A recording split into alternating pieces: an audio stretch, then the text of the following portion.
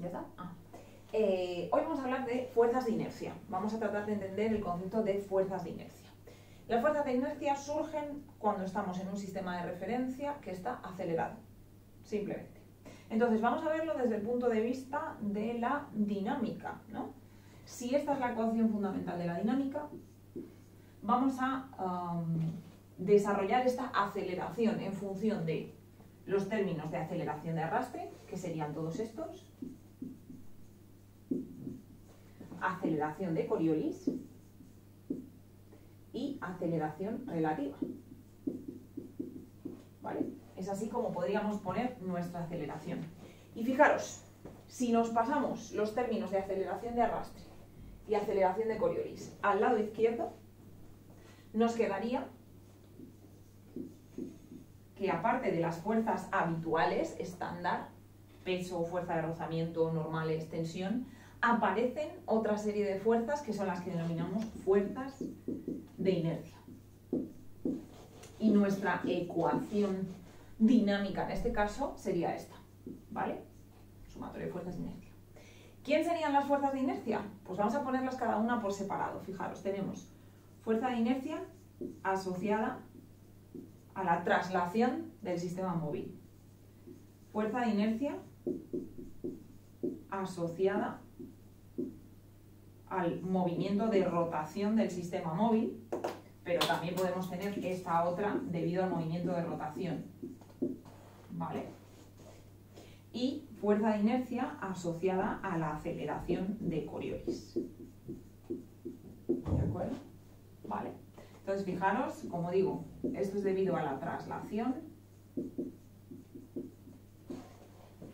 Estos términos de aquí debido a la rotación. Y ese término de aquí debido a Coriolis.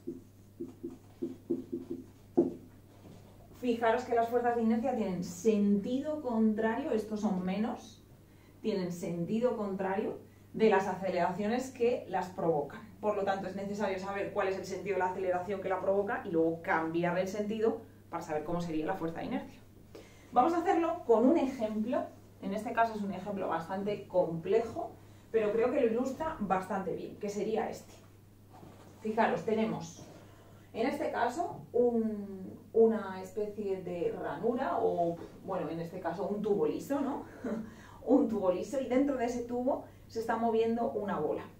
Ese tubo además está girando con una cierta omega, como pone en el dibujo, ¿de acuerdo? Bien. Y la omega es constante. Entonces nos preguntan que para un observador móvil que esté aquí unido a este sistema de referencia que gira con el tubo, nos preguntan si la partícula sufre la acción de 3 fuerzas de inercia. Vamos a ver primero si son 3 y luego nos preguntan, bueno, una serie de cosas sobre las fuerzas de inercia, pero vamos a ver cuáles son esas fuerzas de inercia. Entonces, en primer lugar, necesitaríamos dibujarlo, así que vamos a dibujarlo. Bien. Z y prima y X prima, ¿vale? Aquí tenemos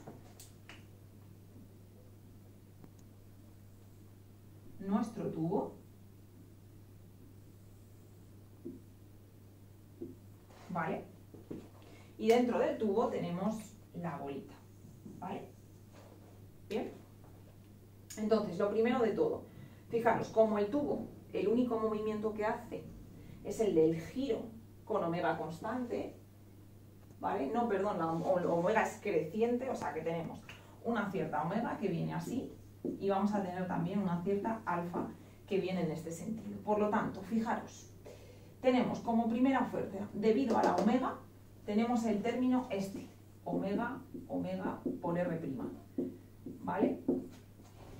En función de, si lo ponemos como fuerza de inercia, sería así. Bien. Este término, por lo tanto, es lo que denominamos la fuerza centrífuga que iría hacia afuera, ¿vale? Hacia afuera. Todo esto sería la fuerza centrífuga. Bien. A continuación, el efecto debido al alfa, es decir, el efecto debido a esta aceleración, es decir, menos alfa por R'. Alfa por R es una aceleración tangencial, iría en este sentido. Como hay que cambiarlo de sentido, el término alfa por R' vendría así, ¿no? Este sería el menos m alfa por R'. Y por último, nuestra bola se está moviendo respecto a su sistema móvil. Y como este sistema móvil gira, va a existir una aceleración de Coriolis, es decir, va a existir el término omega por v' multiplicado por 2, y en el caso de que lo convirtamos en una fuerza, pues sería cambiado de signo. Por lo tanto, fijaros, ¿cómo sería? Como la v' va en este sentido, la omega va hacia arriba.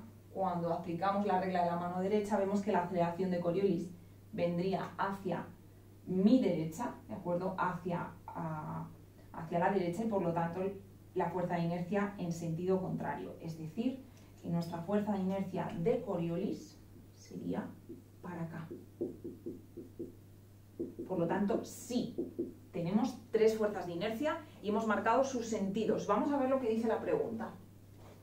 Una de ellas es la causante de la que la partícula avance hacia el otro extremo del tubo. Efectivamente, la fuerza centrífuga favorece el avance. Las otras dos se contrarrestan con la reacción de la pared del tubo. Claro, estas dos fuerzas no tienen efecto en el movimiento de la bola, dado que su efecto se contrarresta con la propia pared del tubo. Es decir, aquí tendríamos la normal del tubo que vendría en sentido contrario. Así que, en este caso,